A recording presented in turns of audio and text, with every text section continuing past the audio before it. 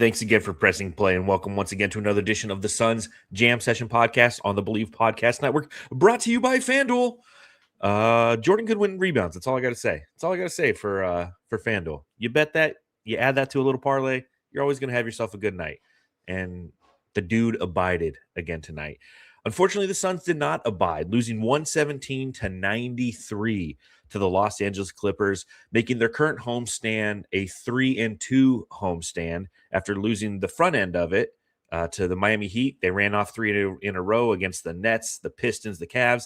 They lose to the Los Angeles Clippers here tonight. So we're going to talk about that and much, much more here on the Suns Jam Session Podcast. Make sure you subscribe. Make sure you rate. Make sure you review. Make sure you hit that thumbs up button. Support the channel because we support you by providing you content. Even after nights like tonight where the team just felt like it was an uphill climb. Just felt like they were hiking up Camelback Mountain and just could not catch their breath. So no inhaler tonight. Oh, well. We'll talk about that much more with my good guest and a friend of the show. And we got to talk about him because he's on a losing streak right now, Holden Sherman. So stand by.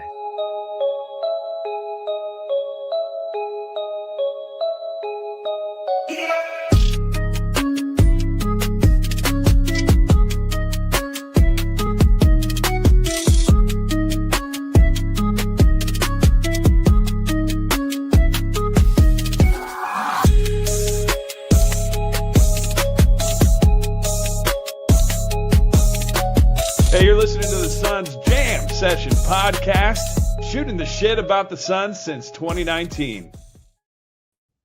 Holden, welcome to the show, man. You're 0-2 in your last two, man. What's up with that? Well, okay, you can look at it that way. I'm 0-2 in my last two. I'm 2-2 on the year, but I'm 4-0 when I cover a Suns game. So look at it that way. 6-2. Flying you out here. You're going to all of them. Okay. Well, an interesting night tonight. And first and foremost, thanks for hanging out with me. If you guys don't know who Holden Sherman is, he has the Holden Conversations podcast.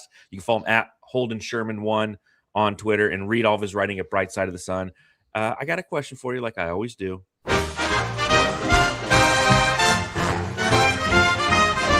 Matthew, I've got to ask. Holden, I've got to ask. What happened in this one? Why did the Suns lose? If you're hopping on the elevator tomorrow with somebody and you've got 15 seconds to explain how the Suns lost this game, what would you say? Well, the first thing I would say is if there's anyone in Syracuse asking me how the Suns lost on an elevator, I would be floored. I mean, just being honest, I'd be absolutely. You just stop the elevator. You're like, hold on. You too, Spider-Man meme. It's not like there's a lot of people from Syracuse who go to Syracuse who are from Arizona. I digress. What I would say is just called losing a basketball game. They shot 33% from the field in the first half, and they shot 33% from the field in the second half. Like it literally, that's going to do it. They did shoot well from three, but sometimes you just can't win them all. The Clippers are not just a hot team because obviously James Harden was out. They've been a very organized team with a lot of elements that can kind of frustrate the Suns, right? Mark Williams just couldn't get it going. He fouled out.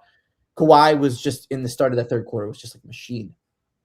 And so it was just overall one of those matchups where one team comes in hot, Suns are on their third game in 4 nights. It's just going to happen sometimes. I think some shooting variance was just inevitable. Yeah, I completely agree. And if anybody looks at the box score and wakes up, and is listening to the pod or watching this the next night, goes, man, what the hell happened? Holden nailed it. I mean, there's a bunch of different things that we're working against the Suns in this one. The first one, quite simply, is no Devin Booker, no Jalen Green. And, it's an excuse that you can lean into a little bit, but in the same breath, it's a valid excuse. And the Suns have been outperforming the fact that they haven't been with those guys. They just kicked the Pistons and Cavs asses. I mean, I know Jalen Green played versus the Cavs, but it's not like he was the reason they won that game. Exactly, 100%. He came in off the bench, was productive, gave the team a spark, but the Suns have an ability to punch above their weight, and we've seen that this year. But ultimately, to your point, things happen. Games like this happen, and there's a bunch of different statistics that you can look at and really go, okay, that's kind of the what, the why, the how, if you will. So we'll hit ourselves a little Dave Stat Me and go over some of these stats. Dave Stat Me. Yeah, so let's see. Where do I start here? Points in the paint, 64 for the Clippers, 18 for the Phoenix Suns. And the Clippers they were running double big lineups. And I'll tell you, just by reading the subreddit Stakeout, hanging out on the Clippers subreddit, they were amazed because they haven't seen it much this year. But that's clear what Ty Lue wanted to do is he wanted to try to abuse the Suns. And the Suns, they got frisky a little bit. The first time they ran out the double big lineup, it was just a +7 for the Clippers, but it was a +7 at the end of the first quarter, a quarter in which the Suns only shot or made 20 or had 20 total points. And so that double big lineup, it looked like it was kind of this chess game, right? It's like they're going to throw out double big against our small lineup where it's essentially 4 guards and Oso. It's what the Wolves wanted to do when they had Cat and Rudy. 100%. You got the floor spacer, and then you got the rim rouser. Yep. And it looked like the Suns might have the ability to disrupt with it, and disrupt they did. They turned them over pretty relentlessly, not just in the double big lineups, but throughout the game. But the Suns had 18 turnovers. Or I'm sorry, they forced 18 turnovers. They ended with a grand total of 7 steals, 18 turnovers. Okay. So a lot of, not live ball situations, but the Suns only scored 13 points off those 18 turnovers. I think another element of it too is that how well they were shooting the three kind of hurt them late because they were just jacking up threes. It actually kind of reminded me of how much the Suns struggled to get back into the game when they played the Lakers the second time around, the time that they lost after those controversial calls. Now, the Suns did have a chance to win that game at the end, but it was just because of they were causing turnover chaos. It wasn't necessarily because of their the shots that they were making. I felt like the Suns were just leaning too much in the fourth two on making threes because, I mean, we've seen this team with a lot of the same players on it come back from down double digits in the second half before. I think when you take out such strong penetrators and Booker and Green, you're just going to lean on what's working at that moment. And, the threes were falling. I mean, even Grayson, he had a bad game. Dylan Brooks, he had a bad game from the field. He shot well from three. 41% is what the Suns shot 19 from beyond the arc. Yeah. But they shot 25.5% from two. They were 12 of 47. They made 19 3-pointers. They only made 12 2-pointers. And that's, to your point, Holden, that's exactly what the issue was with the Suns tonight, because when you don't have Devin Booker, who's the master of the mid-range, when you don't have Jalen Green, who we've been told, we haven't seen it much this year, obviously due to injury concerns, can penetrate and disrupt. That's what disrupts a double big lineup, is when you can attack them and force them to collapse on the perimeter. It's going to open up those 3-point shots, which already existed in this, but it also keeps them honest on the interior and creates foul opportunities and puts, you got Brook Lopez and Ivica Zubats out there, combined, those guys had 2, and then Brook Lopez 5 personal fouls between them. You can get that number up to about 9 or 10. It's a much different ball game. And let's just be honest. What percentage of teams have won games this year where they score under 100 points and shoot below 35% from the field? Probably not many. It's not going to happen. It's not going to happen. A couple other stats, 42-20 relative to bench points. They had Jordan Miller came in. And for those of you who haven't been watching Clippers basketball, I know not a lot of you have. It's something that because it's they're a West Coast team, they're on late a lot of times on nights where the Suns aren't on. And obviously they've been on an incredible run since about Christmas time, a little bit before that. Yeah. It's a team I've watched kind of quite often. And even though they don't have James Harden and you go, oh, okay, this should be, a competitive game. Jordan Miller's the guy you got to know. He's kind of like Terrence Mann was a few years for the Clippers, a guy who could come in off the bench and microwave you. And he did that tonight. He was 7 of 12 from the field and 3 or 4 from beyond the arc. Also got, 3 or 4 from the free throw line. So he was creating disruption from that second team unit. And ultimately that's what hurt the second team, because normally it's our second team that comes in and injects that shot of energy. And if the Suns are leading or if they're around the score of the opponent, that injection normally pushes them even further in the lead, or at least makes up for it. But they had a counterpunch to the Suns' punch tonight, Holden. And it's twofold. I think one part of it is that Tyronn Lue at the start of the season said, hey, we need to start playing more young guys. And so he's getting that ROI right now. And then number 2, a few hours before the game, it was announced that Kawhi Leonard was not going to be an all-star. Same with James Harden. The game's going to be played at the Intuit Dome, where the Clippers play. And I don't know, but maybe those guys had a little bit of a chip on their shoulder from that. If I was on the Clippers and I found out that Kawhi wasn't an all-star and he made it probably over LeBron, because LeBron was definitely, no matter what you think about LeBron, he was definitely the least deserving all-star, just considering the lack of games. Agreed. Whether you think LeBron should be in the all-star game or not is a moot point for this. I wouldn't be surprised if, there was just a little bit more spark in that locker room before the game, on top of a team that's just been red hot late as well, too. And the Suns were due for a cold shooting night. Yeah, and that's that's what it was ultimately. Like you said, 33% overall from the field, under 100 points scored. You're not going to win a lot of those games. And it's a reminder that the Clippers are coming, for a reason why you don't want to be in that 7th seed, because if they're the 8th seed and it's play-in time and you have to play them, it's going to be a battle. This is a quality team that's started to figure out, always been well coached in Ty Lue. Kawhi Leonard has been playing unbelievable this year. I know because he's on my fantasy team, so I see it kind of up close and personal night after night. And him being snubbed from the All-Star game, he only had 25 points tonight, 9 of 20 shooting. I went on FanDuel and I put a little money on him going for 40 because I thought the snub might motivate him, and he's been known to kind of go off from time to time. But his team carried him, and their strategy carried them to where the Suns could not counterpunch. And it brings an interesting question I have for you. Why do you think at no point in this game did we see this guy? Dicky, the great Nick Richards. Richard means Dick, that's why he's Dicky, the great Nick Richards. I mean, this team is running out double big lineups at us. And I get that the Suns' strategy, their counterpunch to that was, we're going to go small with Oso. We're going to try to, Oso's going to try to draw you out above the break because he's somebody who can play out of that position, dribble handoffs, high screen rolls, things of that nature. But at no time did they. Mark Williams fouled out in this game, and he fouled out late. He did foul out late, but he was in foul trouble in that second half.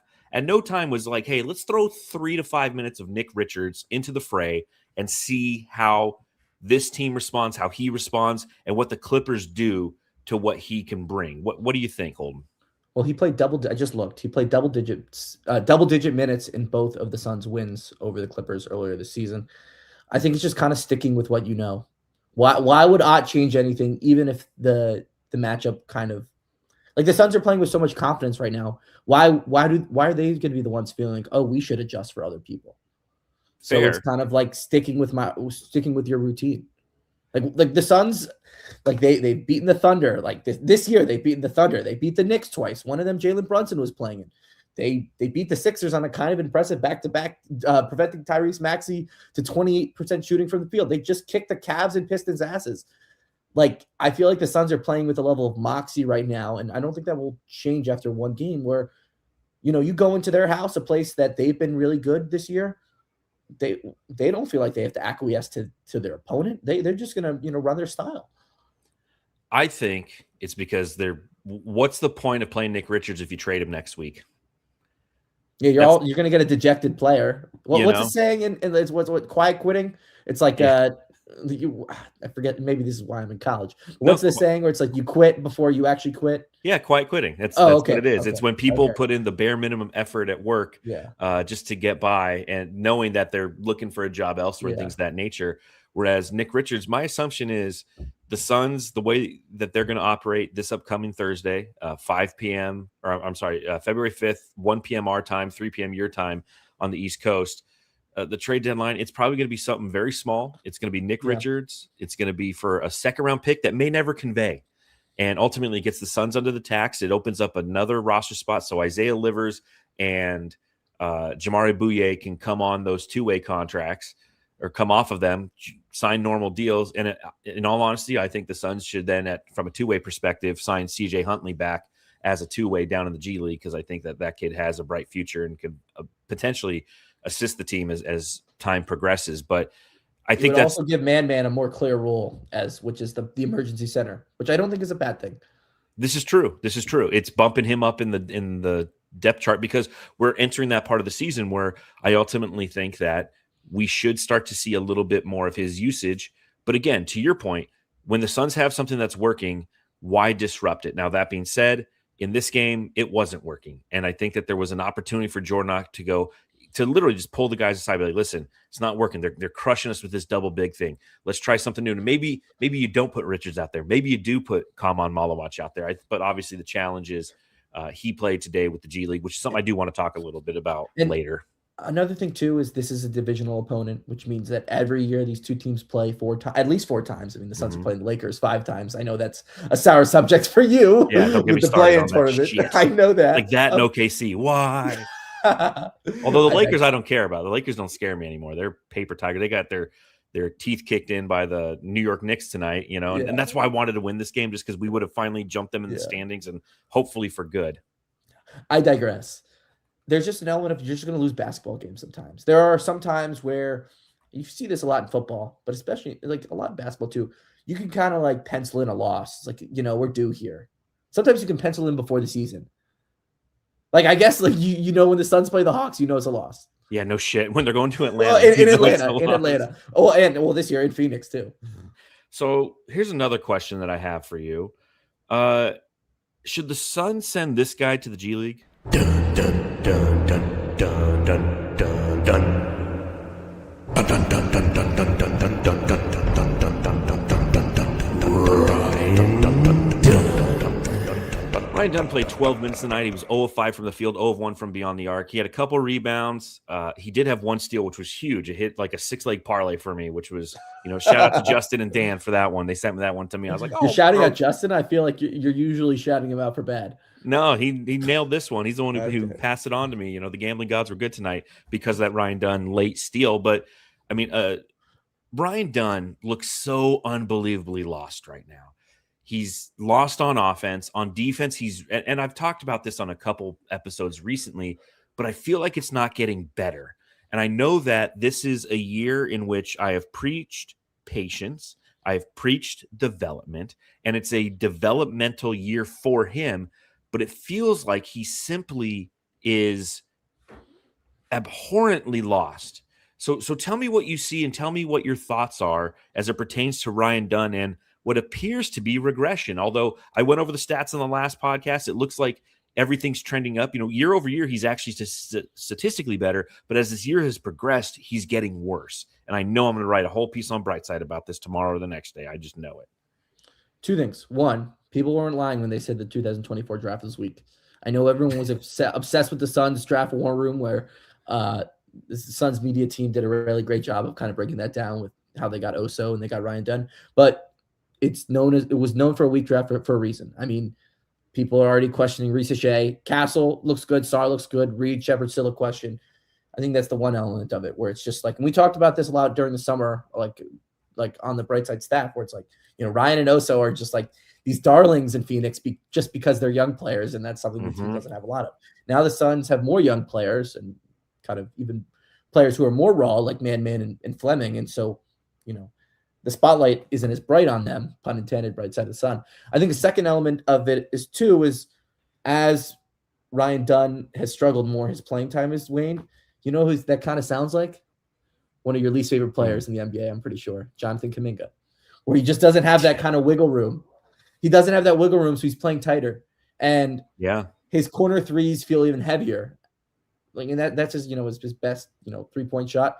He kind of feels very boxy. Like, he obviously has a lot of moments of strong athleticism, but it's not really in a flow. I feel like it just it's very static.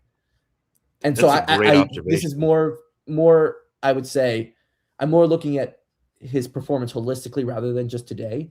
But he came into the year starting. I did a Suns React during the summer about who's going to be that fifth starter. Is it going to be Ryan Dunn or Royce O'Neal? And Ryan Dunn won that, I'm pretty sure, by a large margin. But overall, I think he's just kind of like the lost guy in a strong season for the team. 100%. And I think a lot of people obviously believed and probably willed Ryan Dunn into the starting 4 role because they wanted him to grow. They wanted those opportunities to exist for him, and they wanted him to excel when that opportunity arrived. And ultimately, it didn't happen. He's out of the starting 5, and now he's kind of out of the rotation. I mean, he gets a couple minutes in the first half and looks lost, like I said, and then and to your point, Boxy, I think it's a good way to kind of describe the way he looks. And part of this, and I wonder this, and I was having a conversation with somebody about this recently. It's almost like, he was the defensive stalwart last year. He was the one who everybody hyped up as this point of attack defender, tough as nails, great instincts. And his identity, his personal identity, has kind of been hijacked. Dylan Brooks came in and is like, I am that guy. And Jordan Goodwin. And then the person who Brooks took under his wing was Gillespie. Yeah, Gillespie and Jordan Goodwin, and Ryan Dunn's out there just like, hey, but like those guys can stay on the court because not only do they disrupt, but they can make shots. Whereas Ryan Dunn's form has always looked great, but the shot simply does not fall. And everything that's going on around this team with this positivity and this hustle, like you said, he's kind of the guy who's just kind of standing at the bus stop with the bus has already left and he showed up late and he's got his ticket and he's ready to go and there's nobody around and he doesn't know what to do. And the Suns have two players that are sandwiched, like on the outsides of his two positions, who come off the bench whose goal isn't to score. Jordan Goodwin and Oso. So it's kind of like his roles almost diminished too. And just like Man and Rasheer Fleming have not been major contributors for this team this year, the young players that are thriving for the Suns, Colin Gillespie, Jalen Green, Mark Williams, outside of Gillespie, they've already, both of those guys, Jalen Green and Mark Williams, they've kind of just gotten a lot of opportunities to kind of mess up a million times. Yeah. And even Goodwin too. I mean, Goodwin's he's older, but he's younger for the league. He's already gotten opportunities to play on playoff teams, to play on bad teams, to play on the Suns before. So he kind of has a different skill set, and also like the way that Bud treated Ryan Dunn last year. I would understand a second-year player to kind of be in a little bit of a mental whirl with, you're in the lineup starting, and then nope, you're DNPCD. Like, yep. But the advantage is this is only game 50. The Suns are 30-20 now after 50 games. There's still 32 of these things left. On pace to 49. Yeah, and there's still opportunity ahead of him. And there's going to be chances. And the hope is we still, as a fan base and the team, still needs to hold on to the hope that he can figure it out. He can turn around, that he's going through that sophomore slump, that he's having these challenges, and he can ultimately work through them. Because if he does, if he displays that resiliency and that ability to overcome the challenges that he's currently facing, and it turns into productivity, it's really going to bode well for him in the short term and long term relative to his career. And you don't want him to be like a Jake LaRavia. You don't want him to be like a Jake LaRavia where the team that he's drafted by kind of gives up on him and he gets traded after his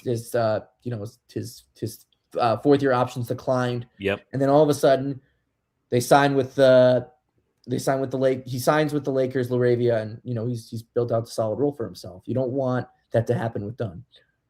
And it could. And that's the challenge with this team is they need him to hit because they don't have draft capital, because youth is something that they're definitely working on, that Brian Gregory is focused on. It's actually interesting on Dave King's Brightside Night when I was interviewing Rex Chapman. That's one of the things that he brought up is he goes, the great thing about having Brian Gregory around is, one, he's a no-nonsense guy, and two, due to all of his time spent collegiately over the past 30 some odd years, he's scouted literally every guy that the Suns would trade. He's relationships all over the league.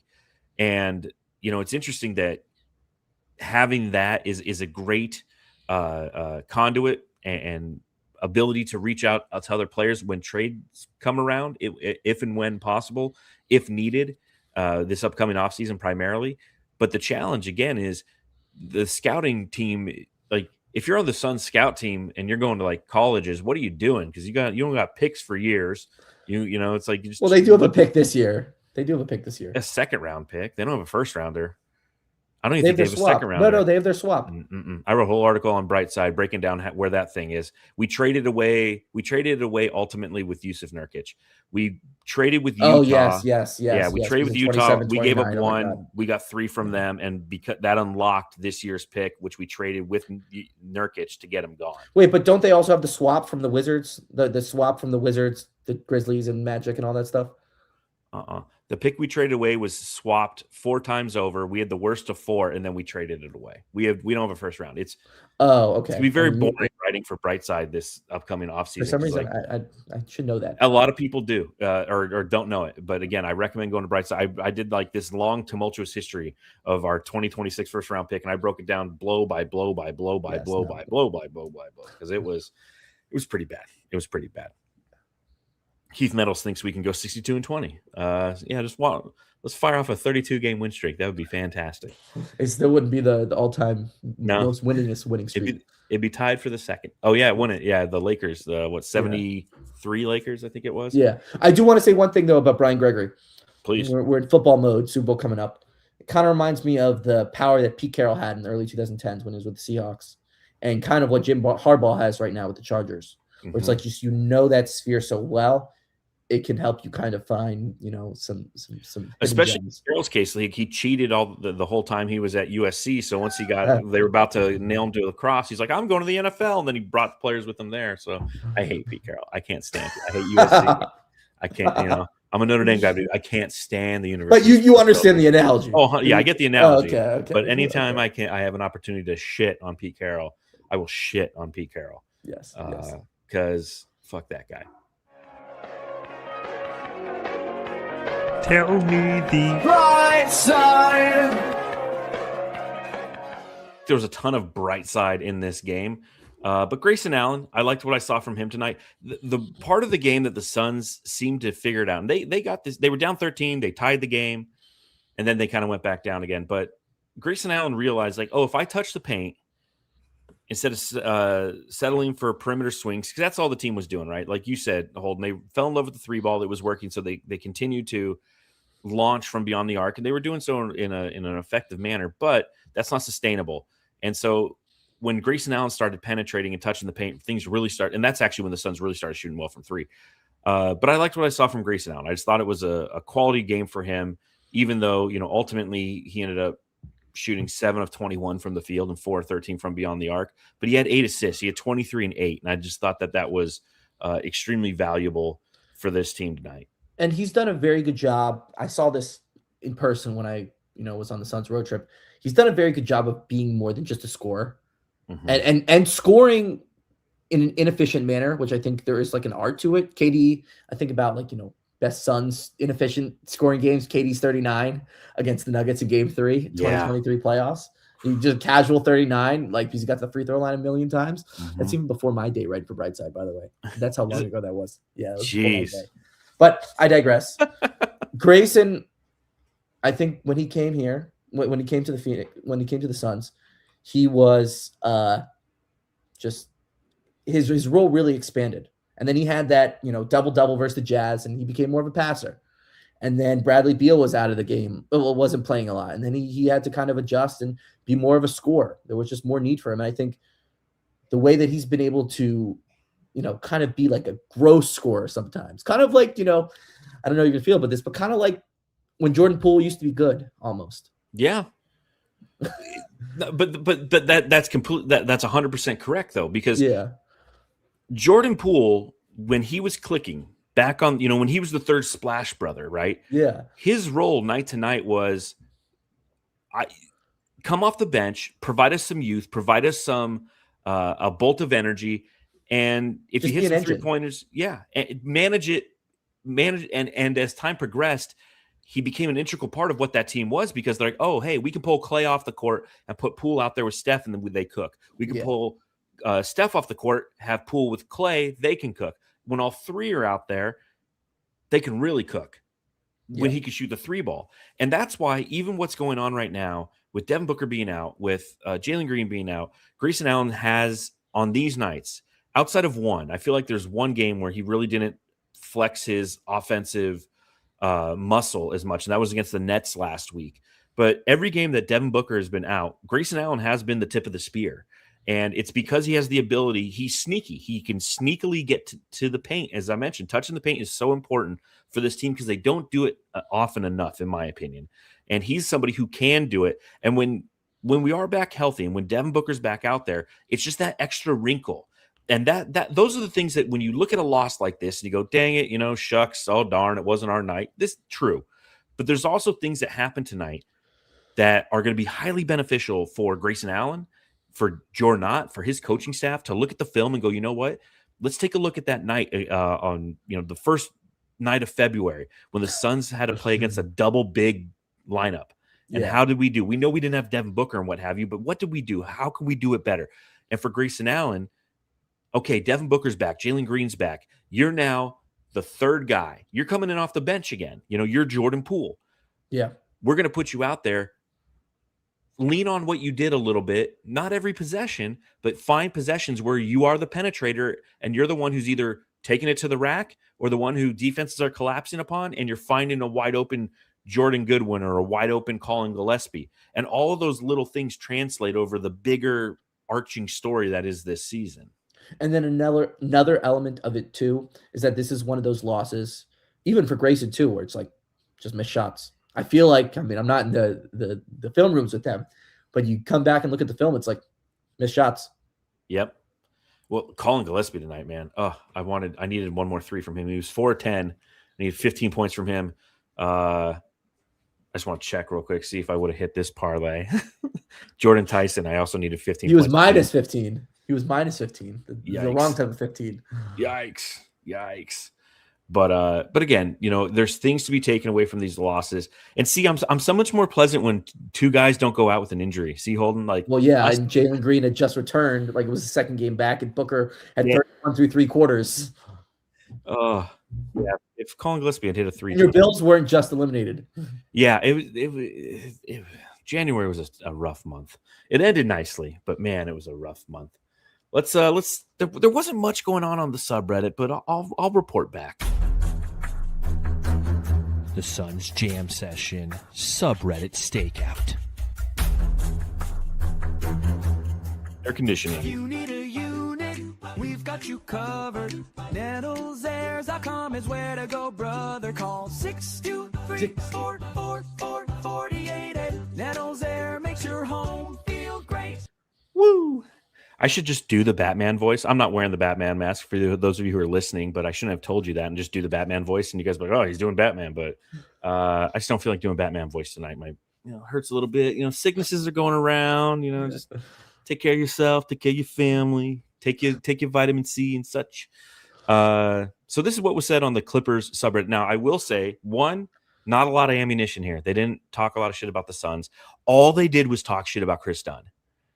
They fucking hate Chris Dunn. And it's annoying because his nickname for short is KD. So it's like, as I'm reading it, I'm like, what the fuck are they talking about Kevin Durant for? I'm like, oh yeah, Chris Dunn. That's the guy they're shitting on.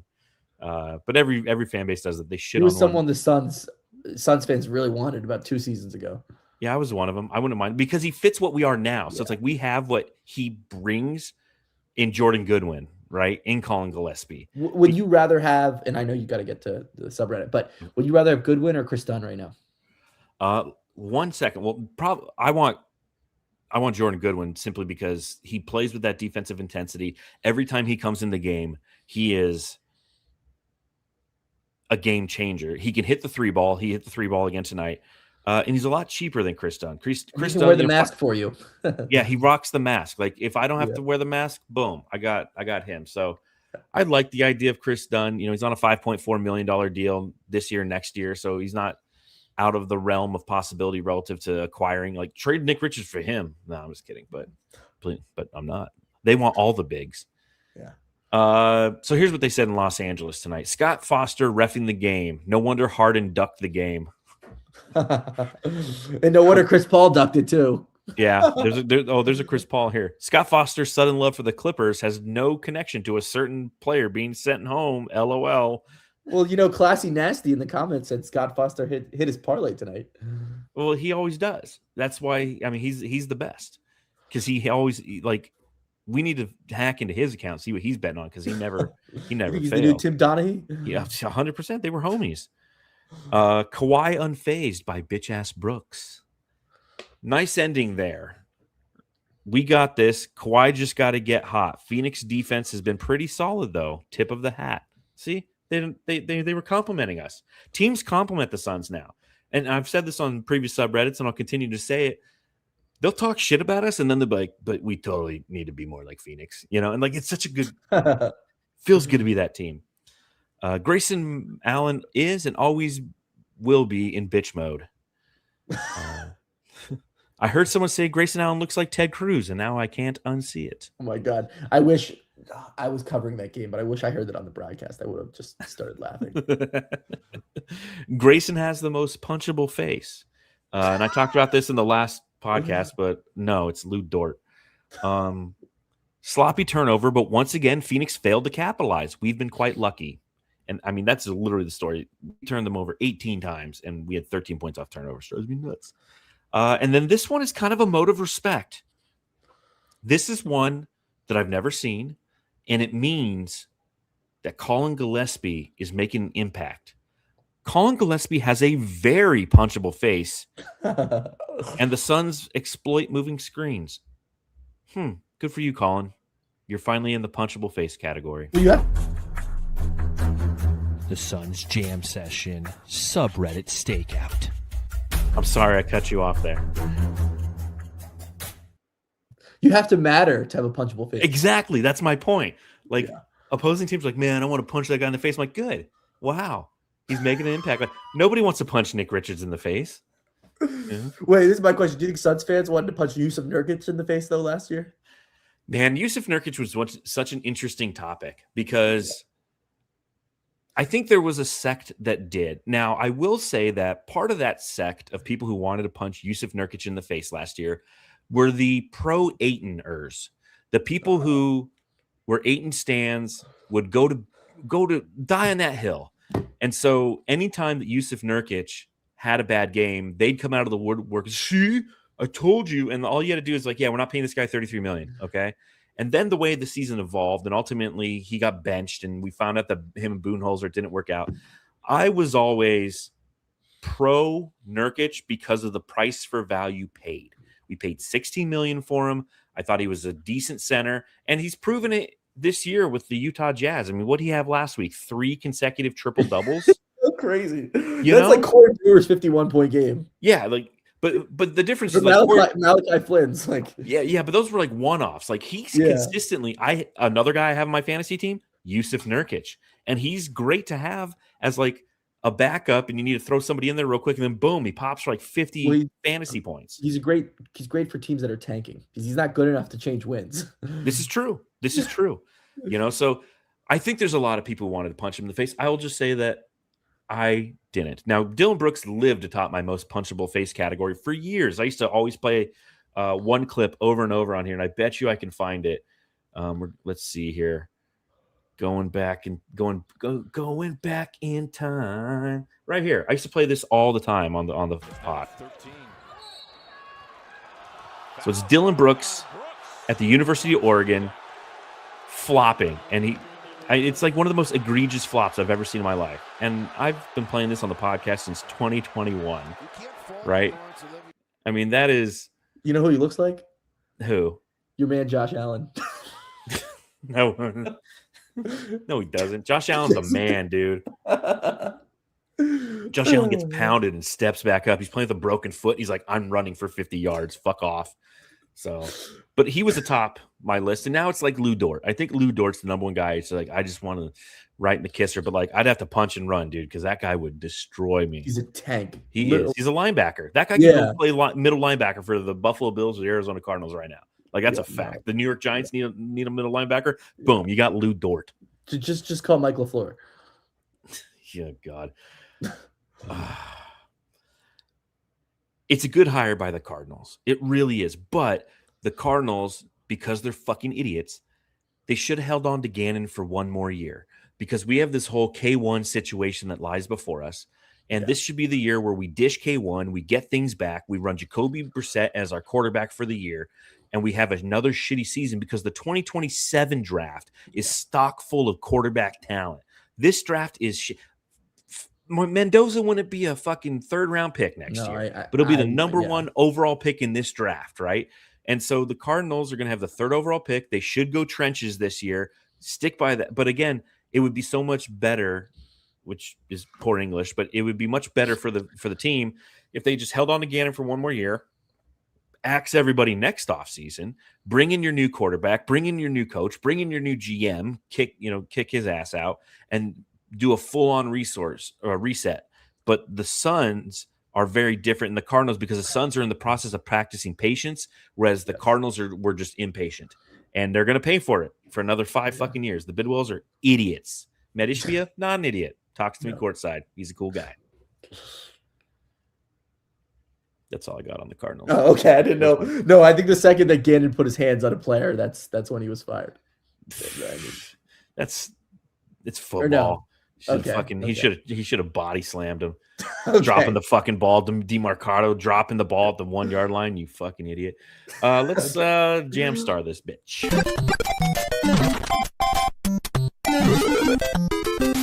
Jam star of the game. All right, Jamsters, subscribe, rate, review, hit that thumbs up button, support the show, and make sure you go to Bubba Chubbs Cards and Collectibles. You can follow them at Bubba Chubbs Cards on Instagram and visit BubbaChubbsCards.com. Use promo code BUBBA10 to get the coolest cards and collectibles out there on the interwebs. Who do you give the Jam Star to in this game? Is this one of those like generic ones? Is this one where you can specifically point to a player? Is it Lou Dort for being a linebacker? What do we got here? What do we got, Holden? I guess you have to give it to Dylan Brooks. I mean, just another 20-point game. Shot well. Yeah, but 3. so inefficient in this one. Yeah, I was gonna say he was so inefficient from 2. Here was my problem with Dylan Brooks. 3 for 14 from 2. Jeez, 3 for 14. That's what it ended up being. Yeah, I guess you're right. He was 4-6 from deep. My problem with Dylan Brooks tonight, and the reason he doesn't get my jam star definitely goes to Grayson Allen. Dylan Brooks was actively trying to foul bait. The reason he shot 3 of 14 from 2-point range is because on numerous occasions he was more focused on generating the contact than finishing. And I felt like there's parts of the game, and again, 85-15, 85% of the time you love him, 15% of the time you're like, what the fuck are you doing? The 85% has been alive and well over the previous 2 games. He averaged 33.5 points per game over the last 2 games. So there's multiple possessions, not just a couple, in this game where he felt like, okay, I have to get mine. Screw the weak side. Screw the fact that we're in a rhythm and the guys, Jordan Goodwin just hit 2 threes. Time for me to go get mine. And I'm going to run into Ivica Zubats and expect a foul. And he does the full on like starfish jumping in the air after he's shooting, and it's just poor timing, but that's the 15%. I'm not overly mad with it. You know what? You're right. Like he had a rough first half and then he was a little bit better in the second half. So I was like, and I felt like he was giving the team the most hope kind of in the fourth quarter on offense. But I think he did get, especially in the first half, like a little trigger happy. And I'm not afraid to change my opinion. I'm not going to be, I'm not dying on hills, especially for a jam star and a loss and 24-point loss. I think I'll agree with you with Grayson because I think it was a reflection of just how multifaceted he got to be. Real quick, up next, Tuesday at Portland. It's going to be an 11 p.m. start your time, Holden. It's a 9 p.m. my start or my time. I'll be up. You college kids, you're crazy. Well, no, if it was the night before, I couldn't be up because I have to be up at 6:30 in the morning for a morning news class. But let's see here. I'm just checking to see who's covering the game because that's a late one. Brandon is all right. He's got back-to-back games. Get it, kid. That could be the last game of some Suns. What do you mean? Well, it's the last game before the trade deadline. Oh yeah, that's true. Yeah, that is. And then the Suns have their first game Thursday. And then the Suns have their first and only game on Prime this year. Yeah. On Thursday versus the Warriors. That's right. I'm going to put that in our thing because that got updated. And that's an 8 p.m. start now. Yes. And if you want more on the schedule, go on brightsideofthesun.com for a look at the Sun schedule for the month of February. Yeah. Olin wrote a great piece about that. Appreciate you always putting those previews out there. It's highly beneficial for not only our fan base, but me. I'm like, oh yeah, shit. That's what's upcoming. Portland, though, what do you think about this game? It's a team 4-game losing streak entering tonight. I don't know if they're playing tonight, but a team that started off. They lost tonight, 130-111. I think that's 5 in a row. And they lost to the Cavs. Yeah. So this is a team that definitely is realizing that they're a lottery team and playing into it. Should this be a must-win for the Suns, or not a must-win, but is this a win for the Suns? Let me rephrase that. I think it's a win for the Suns, whether Booker plays or not. Keep an eye on Drew Holiday. He was out tonight for personal reasons. I'm not going to act like I know what those personal reasons are, but there has been some chatter with, where he's going, especially with that Greek fellow in Milwaukee.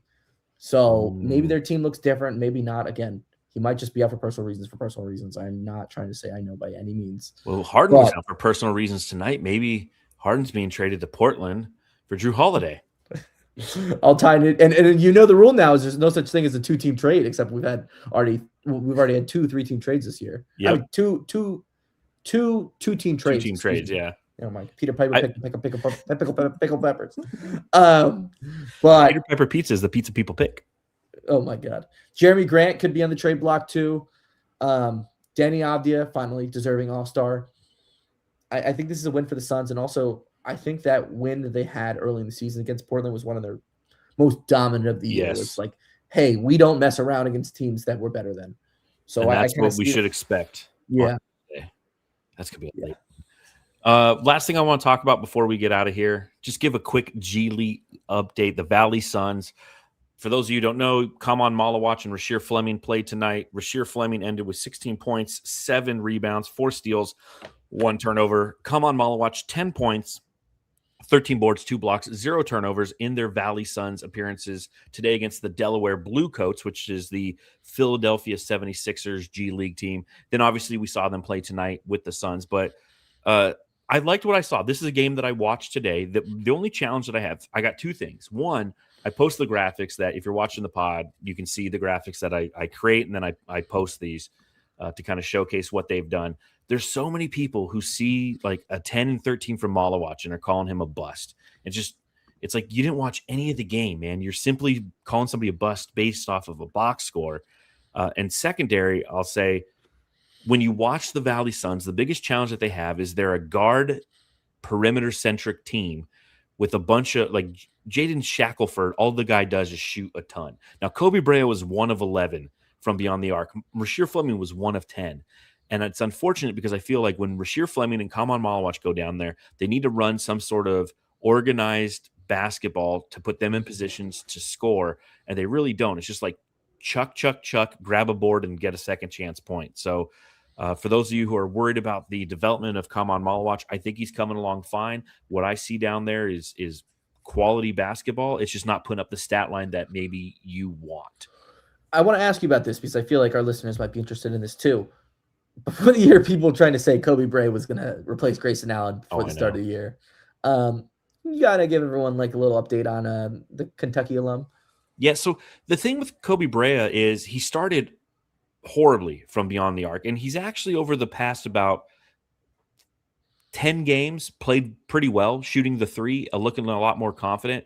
Again, tonight was a horrible performance. The problem I have with Kobe Brea is twofold. One, defensively, he's got so far to go. And that's understandable, right? He's kind of a 6-man at Kentucky, played at Dayton before that. Just somebody who he's a hired gun, and that's what he's designed to do. But on the hired gun side, I feel like mechanically he's got a quick shot. The release looks good, but I feel like he's never square. And I feel like that's his problem. When you look at his feet when he's shooting, it's always, the right foot in front of the left foot. And if you're a seasoned shooter like a Grayson Allen, I can see that. But it's the one thing like I appreciate about Ryan Dunn. Ryan Dunn has good form. He's square to the basket. He's not trying to take these off-balance threes, whereas like Kobe Brea is trying to take these off-balance threes that a veteran shot maker in the NBA has a hard time doing. He needs to focus, in my opinion, from a developmental standpoint, on being square to the basket and getting that locked down, shooting 40% from beyond the arc in the G League, doing that before he starts trying to make these like one-legged, falling out of bounds 3-point shots, because that's not it. That's, it's you have to practice. What's the phrase? The 5 Ps, right? Like poor practice perpetuates poor performance, right? If that's what you're always practicing, you're not gonna convert, and you're not gonna go anywhere. I think Drew Hanlon should be calling you. So we can learn about potential clients or lethal shooter. Yeah, I mean, I'm just saying, like it's legit though. I want Kobe to play well, but every time I watch him in the G League, again, he has gotten better. But there's just some fundamental stuff that he needs to work on down there. And that's been, again, my biggest problem watching the G League Suns this year is like they get blown the fuck out, man. They're not competitive. Everything that the Phoenix Suns are, the Valley Suns aren't. because the Phoenix Suns play with defense. And yes, they are a 3-point heavy shooting team, but they're also full of people who know how to get those open shots. You have, and it's typical in the G League where you see, again, guard-centric offenses because those guys want to put up the stats so they get noticed by the big club and they get an opportunity to come up. And the forwards die. Now, I will say there's a guy playing for the Delaware Bluecoats who was drafted by the Philadelphia 76ers, a guy that I like, a guy who went to Auburn. His name is Johnny Broom.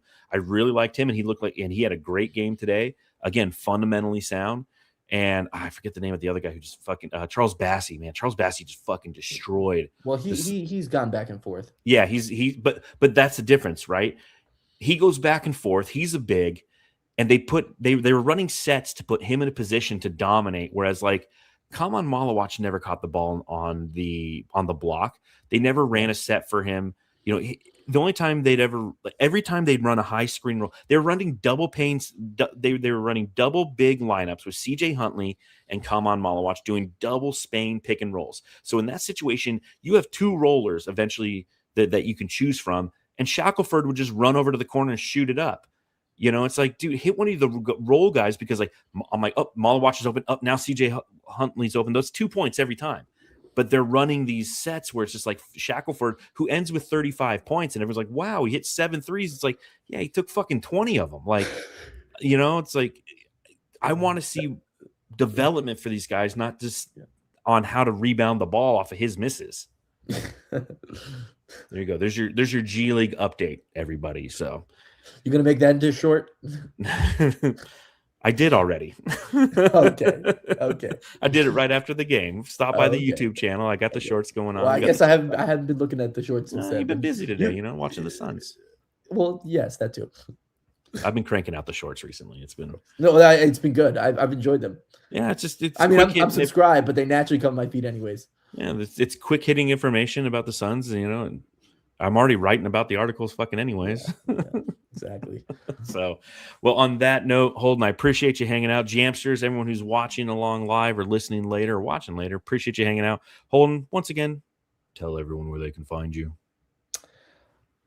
And well, first of all, I'm sorry. I said next time I was going to be on the pod, the background was going to be in the works. No, well, you have a fire alarm now. Well, that's good. That's for your safety. I always had a fire alarm. Maybe it wasn't showing, but I'm still working on it. Like I'm not at the same spot I was when I was on the pod 9 days ago. I'm actually moving it along, but we're still moving it along. What can I say? And I'm not blaming the snowstorm up here, even though good. You guys, no. It was 85 here today, bro. Oh, what a rough life. I took the dog out to play. I was like, fuck this. What is it, summer? Oh, well, yeah, okay. Anyways, everyone can go check out my podcast at Holden Conversations on YouTube and on Spotify. I just interviewed NBA content creator Ben Castellino, who by 21 years old was able to be self-employed, living in New York City. He's got over 450,000 followers on all his social platforms. He makes very concise and very digestible NBA content in 80 seconds or less. It's not 7 seconds or less like the good old Phoenix Suns back in the 2000s, but I would say it's a condensed version of NBA news. And he's been a credentialed NBA media member. He's interviewed Rich Paul. Go check that out, and there will be something on my Substack for that tomorrow. You can check out my LinkedIn for that. It will be tomorrow at Holden Sherman. Go check out my LinkedIn. Awesome. Well, again, appreciate you coming on, talking some hoops. Have a good night, my friend, over there on the East Coast, and everybody who's hanging out with us here over on the West Coast. Try to stay cool because it's been stay cool. It's not fair. It's hot, man. And go home and love your family.